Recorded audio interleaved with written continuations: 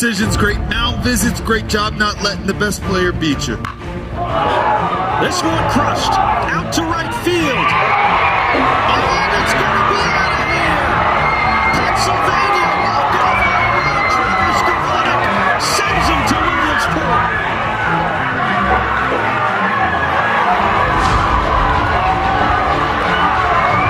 With the 37th pick of the 2023 MLB Draft, the Detroit Tigers select Kevin McGonigal, a shortstop from Monsignor Bonner High School, Drexel Hill, Pennsylvania. 2 balls, 2 strikes to Bryce Harper. Suarez delivers. Swing and a drive. Left field. It's deep. It's gone. Yes! And it is gone! Yes! It is bedlam at the bank as Bryce Harper has put the Phillies on top. Are you kidding me? Oh, his 10th career home run in the postseason. And he may never hit a bigger one. What is up, Delaware County, and welcome back to episode number 71 of Delco Baseball Now, alongside Ben Thorpe. I'm Brendan Ricciardi, and Ben, I kind of wish this rain would stop. Yeah, it's kind of killing my vibe here. It sucks. It's cold. It's rainy, and it's just going to immediately go to like 90 degrees. So I thought when we had that 80-degree sunny Saturday with that Bonner Marple game, I'm like, oh, we're good. Rest of the year. Yeah, I thought we were going to have a nice spring. It's never that. It always fools you. We'll talk about it in our game of the week a little bit, but it was not baseball weather. That game of the week. No, not at all. It was I'll call it a good like Big Ten football weather. Yeah. I don't know about you. I'm supposed this is being recorded Saturday afternoon. I'm supposed to have my first summer ball game tomorrow afternoon. I don't know how the field at Collingdale is going to look. I don't know about you. You said you were playing tomorrow as well. Yeah, so I was supposed to have a game last week, and that got rained out for obvious reasons. This week I don't really know. I'm out in like Lansdale, so classic. That's pretty close to here in Conchie, right? Like kind of. Honestly, I have no idea. Yeah, it actually might be like 20 minutes. Like, but yeah, I'm I'm somewhere out there. We'll see. I've been told it's a coin flip chance. So I took one round of BP. I whiffed in my first round. I whiffed a couple times. It was at the pitching machines at Tees Golf. Yeah. First time swinging a bat since August. Seeing a pitching machine, I was struggling, but the next 3 rounds were good. I just needed to get that one round where I'm like, oh god, I'm 25 and my body hurts. Knock the rust off real quick. Get out there. Yeah. All right. Well, we do have a good amount to get to. Not as much as some previous weeks, just based on cancellations and a lot of the non-conference games kind of getting moved because of the weather. But we still have a lot to get to. Before we get to that, let's hear a word from our friends over at STS. If you love working with kids and making a difference, then substitute teaching is the perfect job for you. Substitute Teacher Service is hiring teachers in your area year-round for all positions and levels. A teaching degree is not required. We provide you with all necessary certification and even help you to work towards a full-time teaching position. Great benefits, flexible schedule, a rewarding career. The Subservice is hiring right now in your area. Learn more and apply today at thesubservice.com.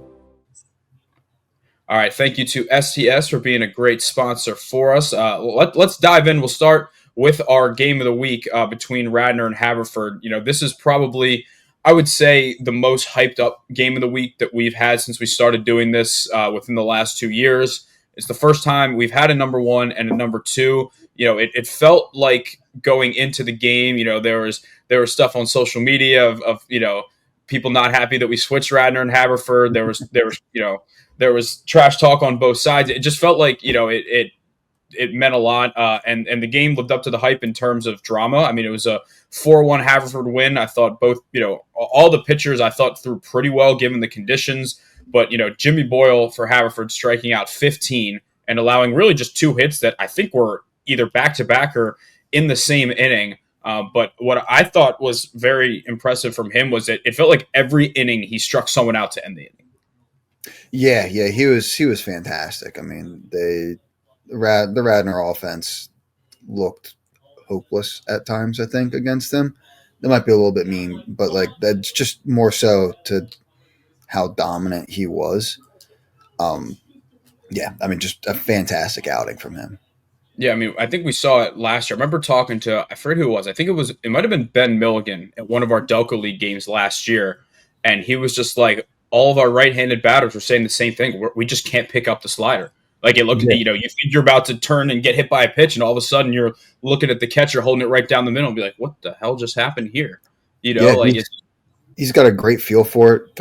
Threw it for strikes. I mean, and he threw it for strikes on a cold, windy day where a lot of really good pitchers, are going to struggle a little bit. Like it's tough to get a good grip. And he said it himself. He's a gamer. Like he just went out and did it. It looked great. it feels like this year he's definitely more trusting, even throwing it to lefties, kind of starting it outside, and they think it's outside, and it ends up as a strike. So just a really impressive performance all around. He also drove in the first run on an RBI groundout. Ryan Cassidy and this whole offense has been, I think, as I described, the offense has been very good, and the pitching staff's been like elite. I think their offense is good. I'm not going to say it's like 1 to 9, they're just like world beaters. Like they have a good offense. I think that's a good way to put it. Ryan Cassidy had an RBI single, also an RBI triple later in the game. Cam McCormick almost left the yard. Oppo and Kyle Miltenberger had the RBI double for Radnor that kind of kept them in the game. I think that made it 2-1 Haverford at the time. But, the story of this game was in a battle of, 3 pitchers took the mound, 2 D1 and 1 D2, and the D2 guy was the best of the bunch. I mean, it was just really impressive. He was just firing strikes, and the fact that he ended it where it was going to be his last batter no matter what, because the pitch count was pretty cool. Yeah, that was definitely a really awesome moment there. And it's tough. Like kind of that last pitch is going to be a strike because you don't want to have to make that change. You never know what can happen, and to make the pitch he did, and just get out of there, get that game over, and not have to and just to slam that door shut. It was great. Yeah, the quick mini rant here is that it sucks that these teams aren't going to play again. Yeah, it's a shame. Obviously, we, as much as we've lobbied for that, we would love for the Central League to have playoffs, but because Radnor is 5A and Haverford 6A. They can't even play in the district playoffs. So, obviously one game, like if, for example, if Radnor goes 15-1 and Haverford goes 16-0, I don't think either of those are going to happen. Even though Jimmy Boyle does believe that that's going to happen. I wish that we could see like a rematch. Even last year when Strathaven and Haverford played, great game. Strathaven, snuck it out. Wish there was a rematch, right? So I think that obviously if it comes down to it, I believe that if teams tie at the end of the year, it's just a tie. It doesn't matter about the head-to-head. No, I think teams get just a share of it. Yeah, it sucks. I don't know. It's one of those things. Also, though, is a little bit of what makes the baseball here unique. And there's a cool way, and there's like, I guess, looking at like a silver lining, sort of. It's one off. They play each other here. Not going to see each other in playoffs, but it makes for like next year when both of these teams return a lot of their guys. And that makes that next game even bigger. And it's kind of also, yeah. Oh, you can keep going. Oh, no, just go ahead. I was going to say, like, it just made this game mean that much more. Like we talk about how with the new college football playoffs, right? Like if in the old format, if Ohio State choked that game to Michigan, they were done. Mm-hmm. But now, they still have a chance. So I think that this kind of makes it feel like the old college football where like that one loss could be the difference when it's all said and done. But let's check out some of the interviews here. We do not have a bench mob interview this week, unfortunately, but let's take a look at some interviews here from our very own David Chapansky, who did a great job here. We'll start off with the player of the game, Jimmy Boyle, and also hear from head coach Brian Miller. What's up, Delaware County? David Chapansky here with the player of the game for Haverford, Jimmy Boyle. I mean, complete game, 7 innings, Jimmy, 15 strikeouts. Got to start with, what was that performance like for you today? And how did it feel to have a complete game against such a good team like Radnor? It was awesome. We had this marked on our calendars the whole year. It was just, we knew it was going to be a close game, low scoring. I want to give a big shout out to Sam Sturman. We had our catcher go down this week, and he stepped up real big, threw a guy out at second in the middle of the game. It was just awesome. Talk a little bit about the weather here, Jimmy. I mean, it is freezing cold out here, and you talk about kind of the impact that it has on the offense. But for you, it didn't seem like it really played a role. What was it like pitching in? I mean, temperatures in the 30s really today? It was fine. I come to play any day, so I really wasn't looking at the weather that much. I was just I knew I had to wear long sleeves, obviously, but other than that, it didn't really change anything. I want to talk about the energy from the bench. I mean, it was loud. You could really hear it in those innings where you guys especially put it together a rally against Kellis. I mean, for you as a player and also on the mound, what was the energy like, not just from your bench, but also from the amount of fans that were here today watching you guys? I mean, it was awesome to see all the guys supporting us outside. It was just a complete atmosphere, It's just everyone wanted to be here. Everyone wanted to play in this game today, and it was just awesome. A win like this against Radnor, I mean, what does that mean for you? What does that mean for the team moving forward? I don't see us losing a game at this point. I feel like we're the best team in the league, and I think that the only teams that could beat us was Radnor, and that's really all I have to say. You know what I mean? Well, Jimmy, I had a chance to ask your head coach a couple days ago his favorite pizza topping. Our own Brendan Ricciardi. Apparently, he's a great pizza maker. I'm still waiting for the invite. Maybe we'll invite all the player of the games over, get some pizza. But Jimmy, what is your favorite pizza topping? I like plain. I know that sounds pretty boring, but I'm a big plain guy, and I would mess with pepperoni a little bit. So. Sounds good. Congratulations, Jimmy. Hi, everybody. Welcome here to Delco Baseball Now, post-game content here with Coach Brian Miller, Haverford. First, Coach, congratulations on the win. Thank you very much. Appreciate that. Well, we have to get started. I mean, Jimmy Boyle, he was fantastic today. 7 innings, complete game, gave up just that 1 run. What impressed you the most about Jimmy today out there on the mound, and especially in this cold weather? He really hasn't been this good yet this year because he's been sick, and it just took him a little bit to get back. But when he's pitching as well as he can, he's got a nasty slider in there. He's pounding his own.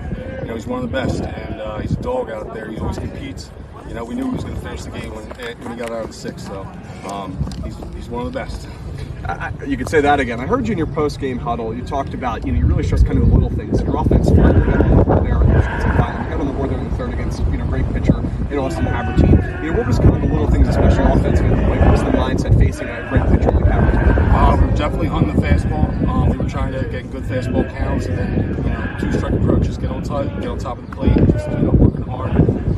We got some great hitters up there all in play. So maybe the wind helped a little bit today, but we'll take it. Speaking of the energy, I mean, you could feel it from our broadcast booth with the bench really getting into things.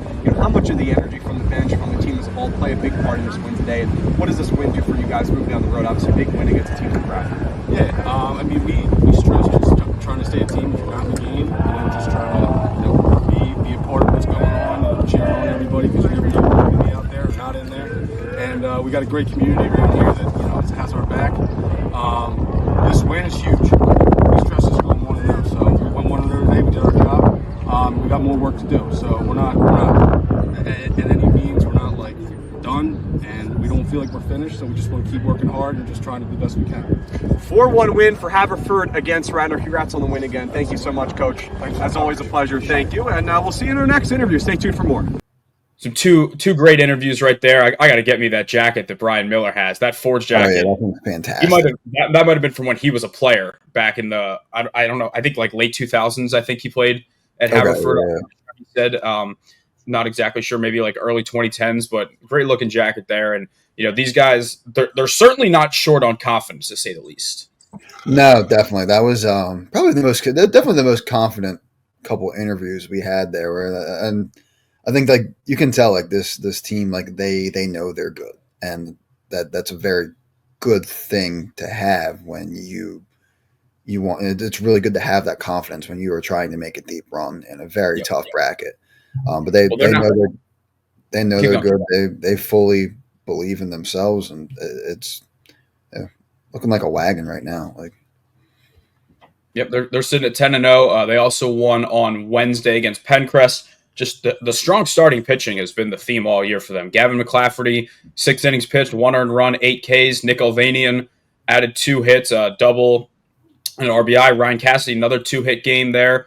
Sam Sturman, who, as Jimmy Boyle mentioned in that interview, has really stepped up with Owen Fleischauer hurt, added a 2-run double. It just feels like they're just taking care of business. They're firing on all cylinders, and it's been a lot of fun to watch. So we'll see how the race goes. Ben, I think off camera we were talking about this. No team from Delco has even made the Final Four in 6A since the realignment in 2017.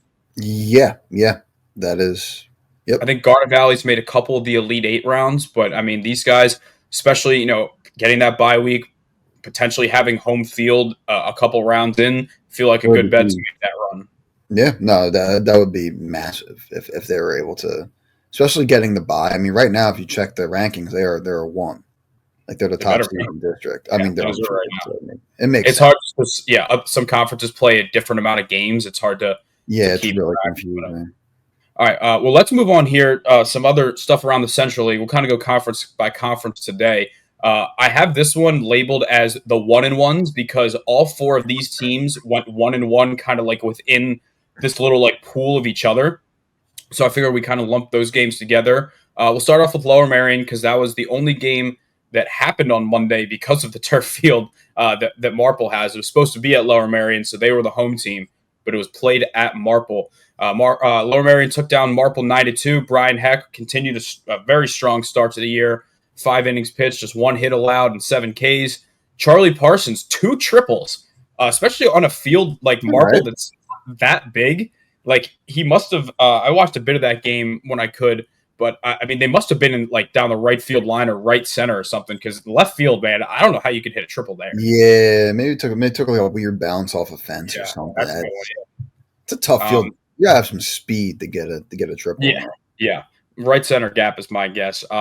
Jack Hollowell drove in 2 runs. Calvin Reynolds 2 for 3 with a double. Peyton Spiegler and Ryan Scholes both threw an inning each. And, I think we've been talking about this on the show a lot, that our 2 kind of surprise teams have been O'Hara and Lower Merion. I'm amazed at how well this pitching staff has done when they lost their top 4 guys. Like, I don't know, first off, it's very rare to see any team lose their top 4 pitchers. And, not to, it's a tough ricochet shot here, but like you look at the Haverford school, like they lost their top 3 arms, and it's been tough for them to kind of piece together some of these long games. But for Lower Merion, man, they brought in 2 twin brothers who were both lefties. Ryan Scholes, don't think got too much varsity time last year, maybe like a pinch runner, and then Peyton Spiegler. It's just like it's amazing, and I think they're twin brothers, so Brian and Justin are both juniors, and they'll be back next year too. Yeah, they've reloaded like very, very quicker than I think any of us. I mean, and we've said it a couple times on here before, like quicker than anyone really thought they would. And one of the things that I guess can be good when you have such an old staff like they did last year is all those other guys are probably down on JV getting a lot of innings and just like getting to go compete. Obviously, it's still a massive jump to come back up to varsity, but if they were getting good innings, had a good summer, they've done a great job of managing that and making sure they have a really competitive staff again. So Ben, I'm gonna boost your ego here. I just went back and found a text from you on July 10th. This kid Brian Heck, who started for Narberth Legion, is really good. Yeah, I went back and found it, and because I remember we were talking about that you saw him play this summer, so that's a ball knower right there. Yeah, dude. What can I say? I never heard of him before. I'd never heard of him. It was the one Legion game I went to. It was so funny. It was him and then a guy that's been starting for Marple a decent amount, Lucas Lancaster. Yeah. It was the 2 of them throwing. I had never heard either of their names. I was like, is Legion back? I think Legion might be back. Legion might be back. We as in Delco, but like Marple or Brewball hosted the regional tournament for Legion last year, and I think it's a great tool for, at the very least, like, maybe like sophomores, like guys that are like, unless you're going like D1 right away, like you don't necessarily need to be playing travel or going like down to Georgia. Like if you're one of the elite prospects, obviously go for it. Like we had my whole Legion team, a lot of guys played in college, and the only one who quit to do travel was Billy Corcoran, and he's in AA. So it worked, it worked out for him, right?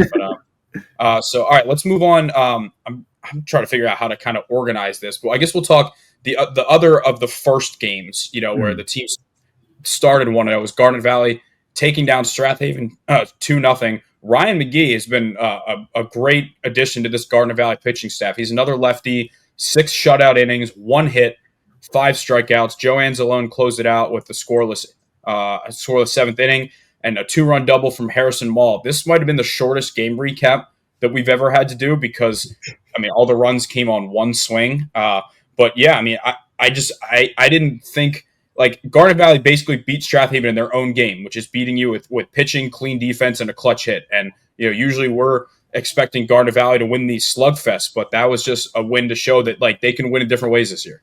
Yeah, that's their pitching staff looks like it's getting better and better as they go.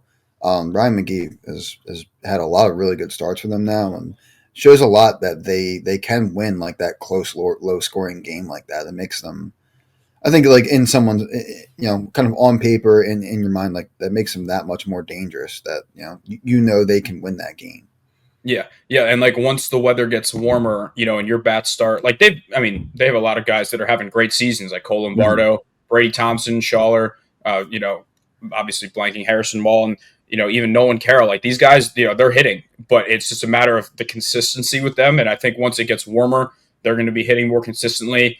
The arms have been obviously, I think probably I would say overall better than last year, but that'll kind of be judged as the season goes throughout. But good win for the Jags. And as mentioned, these teams all went 1-1 with each other. I'd probably say the best game of this week was the Strathaven and Lower Merion game, where Strathaven won this one 3-2. This was a big game for the Central League race because Lower Merion went in at 5-1. Strathaven was 4-2. So like if Lower Merion won that game, you're looking at Strathaven being 3 games back of a Haverford team that has showed no signs that they're going to lose 3 games.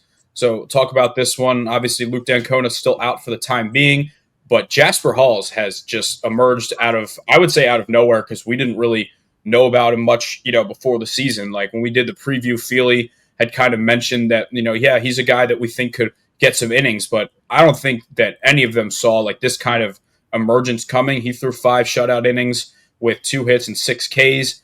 Justin Heck threw all the way into the 8th. He threw the entire game for Lower Merion, even though it ended up being a walk-off win for Strathaven. But I'll tell you what, like for as low-scoring and boring as the first, I think 6 innings of this game were, like that's how good the rest of it was. Because in the top of the 7th, Gus Wright hit a 2-out homer, nobody on base. Strathaven was probably all ready to go walk it off, and he took advantage of that and hit a go-ahead homer.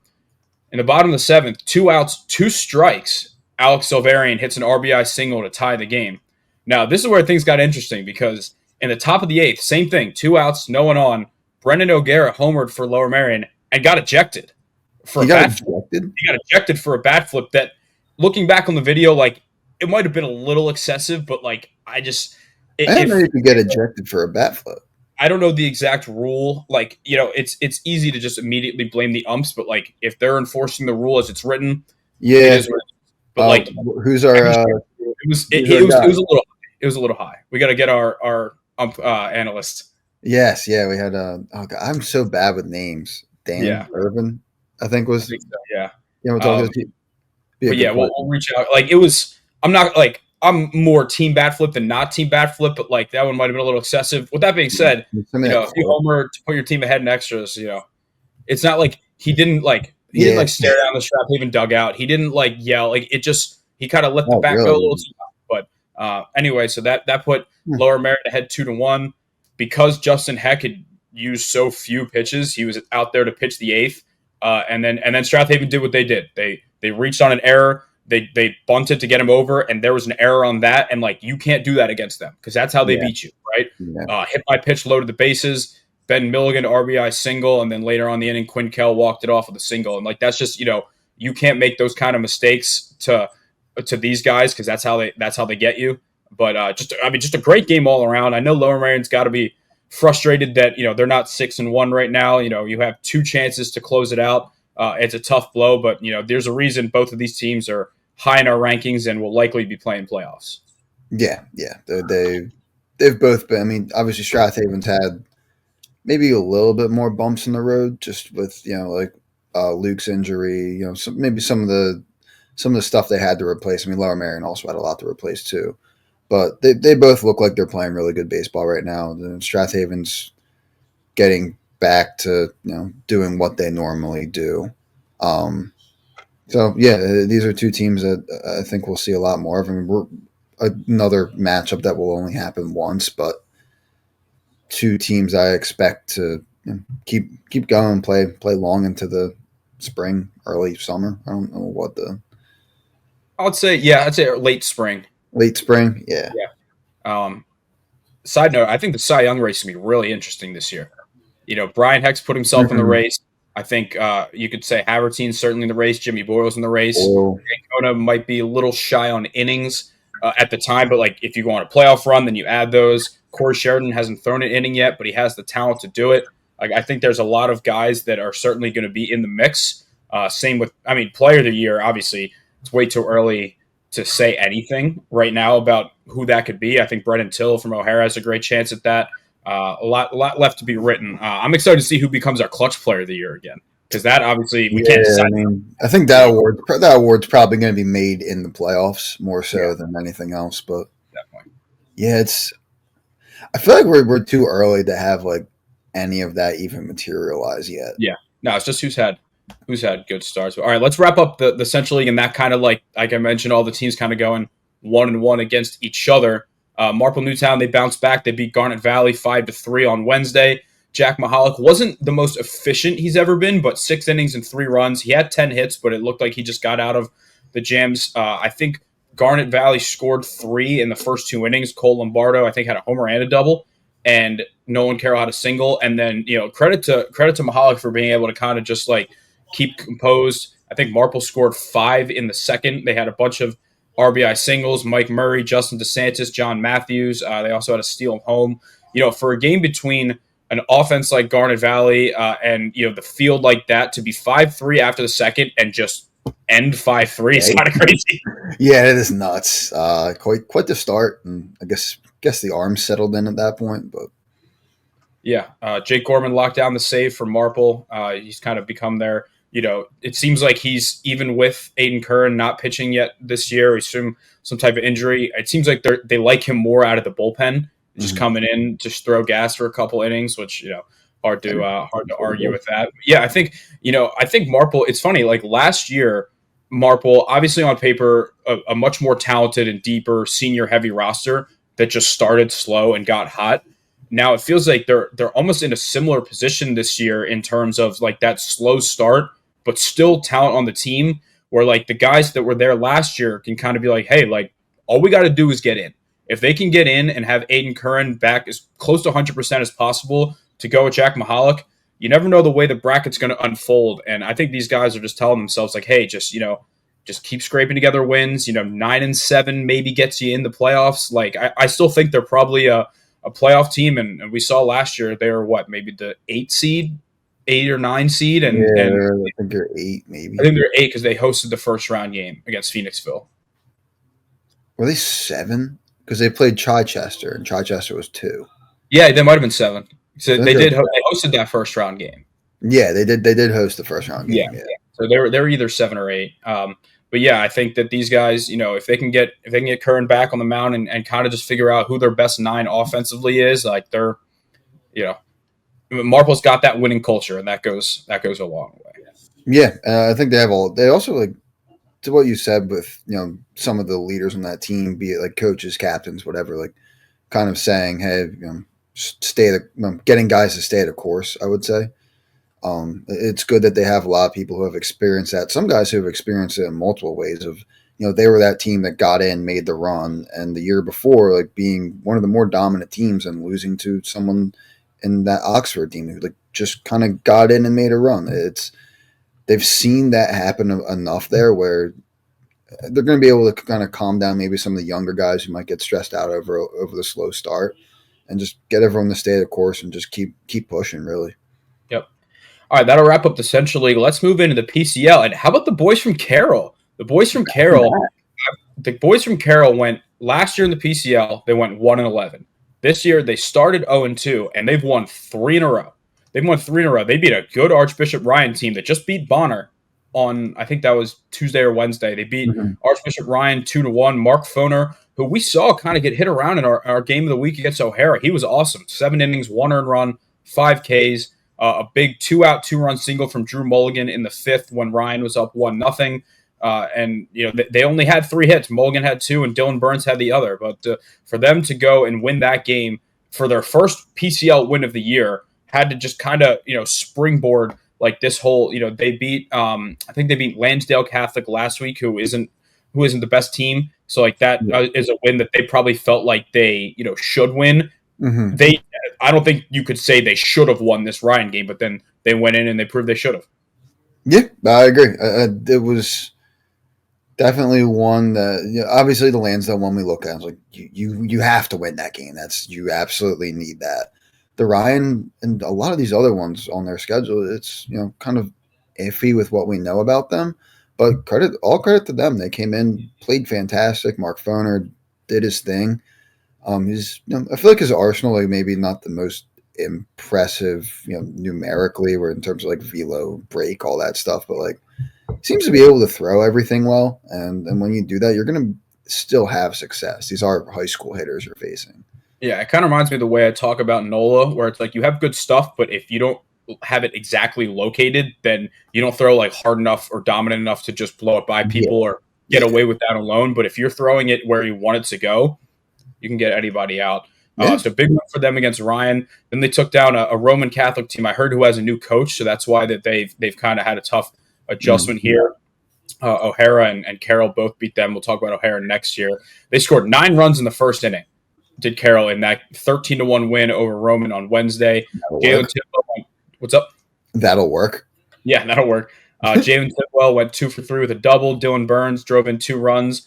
According to our guy Nick Mash from Carroll, when he interviewed him after the game, he said Matt McGoy. So I'm going to go with that until I'm told otherwise, because I feel like if he said it wrong, then I'm gonna assume that my guy's right over. Like Matt would have said something or corrected it, but until then, it's a tough last name. But he was great. 6 innings, 1 hit, 7 Ks. These Carroll guys, do I think they have enough talent to win the PCL? I don't personally, but I do think that the expectation for them going into the year was to see the young players get better, and even just making the playoffs at this point is a plus. I think at this point, honestly, I think if you win 2 more games, I think you're at least in the play-in. Like if you go 5-7, you should make the top 13. I agree, because I think 10 out of 13 make it, and then 7-10 play in that round. It's probably Lansdale's not going. Roman's not going. Roman doesn't seem like they're in position. I don't know who else is in towards the bottom. Probably start doing some I think we're at the point now where on our site I can probably start doing some standings update on social media, because I can post the standings here. But right now it looks like Lansdale's 0-4, Roman's 0-4, Judge is 1-3. So potentially they could be in that conversation. But that's gonna be a big game when they play Judge. Yeah, absolutely. But it's cool to see the turnaround, even if it doesn't materialize this year. They have a Duke recruit pitcher that's a lefty coming in next year. It doesn't seem like they're going to lose too many seniors. I know Tidwell will be gone, but as a whole, it seems like this is. I mean, look, they had 1 win last year. This season, in my opinion, is already a success. Obviously, for them, they have higher goals, as they should. But the way I see it, they're trending in the right direction one way or another. Yeah, I agree. I mean, that's finishing a year with more wins than you had last year is, maybe, and even if you have higher goals, you can look at that and be like, okay, that is, it's the first year for new coach Pat Dunn, who's done a great job. Yeah. All right, let's move on to O'Hara here. So they started their week. They beat Roman Catholic. They led off the game with 6 straight singles. They had Brennan Till, Jack Coleman, Jack Quinn, Jake Steigerwalt, Jason Corey, and Sean Vaughn all singled in a row. So before they got the Roman pitcher out before he even recorded an out. That's tough. And Jack Quinn, he once again had double-digit Ks, 5 innings, 1 earned run. Brennan Till had 2 hits. He also walked twice, so reached base 4 times. Thomas Flynn, 2 for 4 with a double and 2 RBIs. Roman scored a couple late, but this game was never really close. And it felt like, the O'Hara team that we've started to see develop, that got them to 4-0 on the season. They were really staring at 5-0. They led 7-1 to St. Joe's Prep, 11 unanswered runs from the Hawks. Jason Corey drove in 3 runs. So definitely, it's definitely bittersweet in terms of you're 4-1, you're still second in the PCL, but man, you kind of look back on that one. If late in the year, if it comes down to a home game or something like that, it's that's a frustrating one for them, man. But it is what it is. That's sometimes that happens. You just gotta do the best you can to keep moving. Good start from Adam Schreiber. He earlier in the year there was some trouble with command. It seems like he's kind of gotten that under control. He looks like he's living up to the potential they have, and now they have a good 1-2 that, more importantly, that they trust more than anything in Quinn and Schreiber. They were never going to get through the PCL playoffs if they didn't have that. So I think that's a very, very promising development for O'Hara. But listen, still 4-1 in the PCL. And I think I'm really excited for this game versus Bonner, which I think is not this upcoming week, but the following week. Yeah, it's going to be a good one. I'm very happy about that. We haven't really had like a O'Hara versus Bonner game yet. That's, with all due respect, like meant something. It's had the juice. It's this one's going to have some juice. And even the Carroll Bonner game's probably going to have a little more juice than they had last year. I mean, this is going to be a tough game of the week decision that week because Strathaven will play Haverford. It could be Boyle and Dankota. That might be something we have to go to, but we let the games decide. Yeah. Well, all right. Speaking of Bonner, we'll talk about them real quick to wrap up the PCL. They lost a tough one to Ryan. They were trailing 5-4 in the top of the seventh. Michael Coleman RBI double tied it. Ryan Friel single took the lead. Owen Lockhart RBI grounder made it 7-5.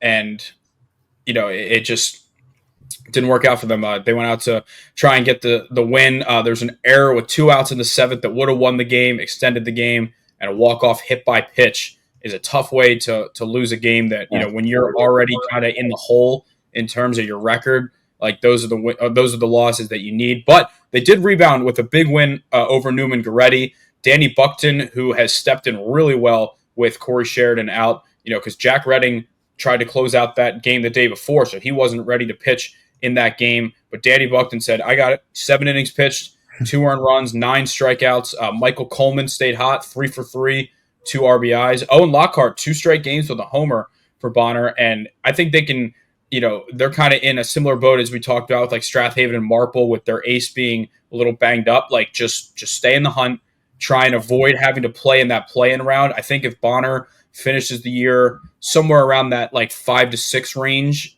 in the PCL, I think they'll be okay with that. Yeah, I think so too. And shout out to Danny Buckton as well. That is pretty much the second week in a row where Bonner's gotten a fantastic start out of a guy when they absolutely needed it. Jack Redding last week to keep them from, I think it was falling to 0-3. Yep. And then this to keep them 1-4 in the PCLs. You're in trouble. And that he went out, complete game effort, really, really fantastic. They're forget from the fielding, but you got a ton of pressure on you if you're sitting at 1-4 or whatever. Yeah, that's a great performance. Most importantly, like obviously only letting up 2 earned runs is big. It's just the 7 innings is what they absolutely needed most from him. They also had a non-conference game that ended a couple hours before we're recording here on Saturday. They took care of the Haverford School 13-3. Joey Graziani and Owen Lockhart both pitched 3 innings and did well. Michael Coleman, again, 2 for 3, 3 RBIs. Ryan Friel added 3 hits. Sergio Hernandez, great to have you back, 3 RBIs. I think having him in the lineup at shortstop is a big addition for them. Just some of the inexperience, some of the younger guys, just having Sergio back, who has been on the team as a freshman. I remember him. I don't think he played too much at short because there was this guy named Kevin McGonigal when he was a freshman. I wonder what he's up to now. If you ever heard of him before, I think shortstop was a little crowded at that point. But as a junior now, he's got that maturity. And I think if you're Bonner, you still haven't played Roman, you still haven't played Lansdale Catholic. You have some wins coming up. Like they've had to play some tough teams early on. I think their season, in my opinion, just goes as far as Corey Sheridan coming back and take them. Yeah, I agree. I also hope no one from Roman or Lansdale Catholic is listening to this because we've just been burying those 2 teams. We're unbiased baseball journalists. we're calling it how we see it, but yeah, it's. I said winnable games. I said that they're good. Yeah. But yeah, on the thing with Corey, it's obviously he would give that staff such a huge boost, especially if they're looking to win the PCL because they're probably going to need to do that to get to the state playoffs. So yeah, you're kind of waiting with bated breath to see like what his health is. But at the same time, you've got a few guys there who are going to get the job done. All right, let's move on. We'll real quickly just talk. The Interact season started on I believe Tuesday. The Haverford School lost 5-3 to Penn Charter. Nick Ivani went 3 for 3 for the Fords. Caleb Seaver drove in 2 runs. Tough loss for the Fords to get the season going. Penn Charter probably had revenge on their mind after they knocked out or Haverford knocked them out last year. Episcopal lost 9-2 to Malvern Prep, the reigning however many years in a row Interact champion. A million, yeah. Dylan Wallace 2 for 4 with an RBI. Spencer Shue drove in a run. Malvern scored 6 runs in the third off Hunter West, and that carried them to the finish. So I don't know, losing to Malvern is not the not the end of the world. It's not really going to be. It happens. It happens to everybody. Yeah. But, a lot of teams lose to them. Yeah. It's a shame that the rain came. We would have had a fun Episcopal and Marple Newtown battle in Newtown Square this weekend. I don't know if they're going to reschedule because it's non-conference. I hope they do.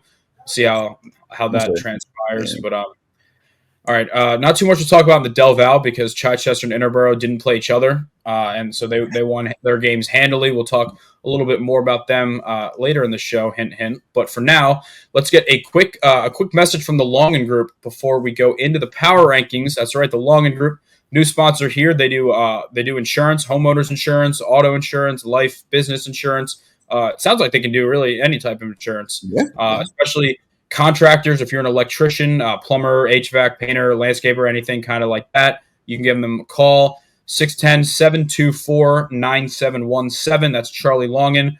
He takes calls during business hours. If they want to call after hours, they can, but he might be calling pitches for Friends Central, depending on if they're calling. They also wanted me to mention he spent 15 years coaching at Bonner. I think they also said Carroll.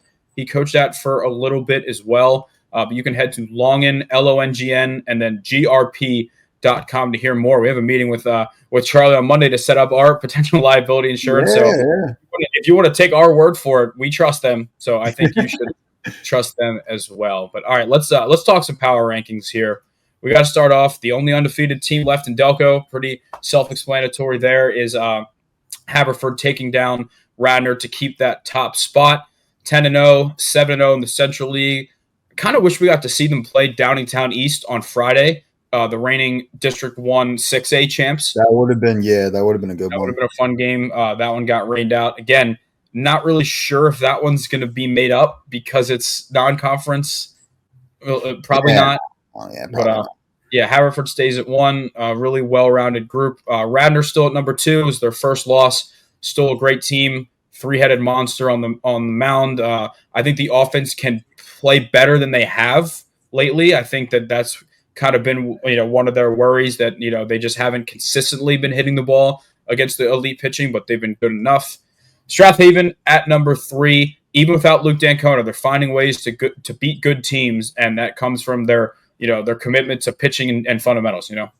Yeah, that's kind of another. Seems like we have another typical Strathaven team. They're always going to be up there. They're always going to be tough to beat, and they got some top end guys, especially on the pitching side. That I think 3 is a good spot for them. Yep. Number 4, Bonner. Their conference record kind of drops them down here to 4. I think they might have been. I'll check last week. I forget if they were. I think the top 4 might be the same as it was from last week. I will double check on that. Let's see. No, so we're flip-flopping Bonner and Strathaven. Yeah, I was going to say, I think we had a flip-flop there. So Bonner's at 4 this week. I think it's just, the overall, like the under 500 conference record. We still believe in them to recover from that, but Strathaven winning that Lower Merion game, even without Luke Dancona, is big. Lower Merion at 5, that's the same spot that they were at last week, so no change for them. Having that win against Marple in that convincing fashion on the road certainly deserves to keep that spot. Losing an extra inning game to Strathaven like that, I think 5 is a good spot for them. Haverford School stays at number 6. Interact play, is really starting to get underway. I know they still have a ton of non-conference games. I think they're still trying to figure out who their best is on the mound. I think the offense has been inconsistent, but certainly talented. I mean, you're talking guys that are in the running for Player of the Year. Jaden Rivera's got either 4 homers, 5 homers maybe so far. Number 7 here, believe this is the same as no, this is flip-flopping. So we got Marple at 7 at Garden at 8. That's as simple as when you're deciding between two teams, well, Marple just beat Garnet in the last time they played.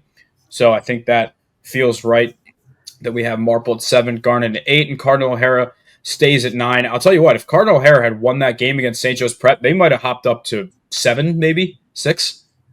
Yeah, they would have had a good shout to move way higher in the rankings. Them and Lower Merion both just lost like real close games that these what we have now could have looked a lot different had they won them. Yep. All right, that will wrap up the power rankings. Let's head to the players of the week. I would say it wasn't quite as easy as last week, but I think we still have 2 great candidates. Starting with our pitcher of the week, we got Jimmy Boyle, 7 innings pitched, 2 hits, 1 earned run, and 15 strikeouts. Also have to give a quick shout out to Harriton's Will Gallagher. Also had 15 strikeouts and a complete game shutout. We just kind of felt that Boyle doing it against Radnor in the game of the week kind of weighed a little more than against Upper Darby, but that both guys, 15 strikeouts, are both the 2 highest strikeout performances that we've seen this year, without a doubt. And it's good to see Boyle back to form, as Coach Miller said in the interview earlier. From him coming back from having the flu, like he hadn't seen him the way he pitched against Radnor so far. Yeah, he looks like he's kind of made that full recovery. Flu can be pretty nasty, so glad he's like feeling better and everything. But yeah, he looks like he's back and ready to go. Yeah, like you might not feel sick anymore, but your body's fatigued. Mm-hmm. Yeah, you just felt something serious for a long time. Like it's gonna take its toll. Yep. All right, for our hitter of the week, congrats to Michael Coleman from Bonner. 2 Bonner picks in a row. We had Jack Redding as the pitcher last week. 7 for 10 at the plate for Coleman. He had 2 doubles, also walked twice, so that's reaching base in 9 out of 12 appearances. He also drove in 6 runs for the Friars in a 2-1 week. Just a really smooth, compact swing. I like what I've seen from him. If anyone else had 7 hits this week, it's a surprise to me, but that's a great deserving performance. Yeah, definitely. He had put together a bunch of great performances for them. It's going to be as they've in a lineup that lost a lot of guys last year. He is, I think, stepped up as one of the leaders, and looking forward to more out of him.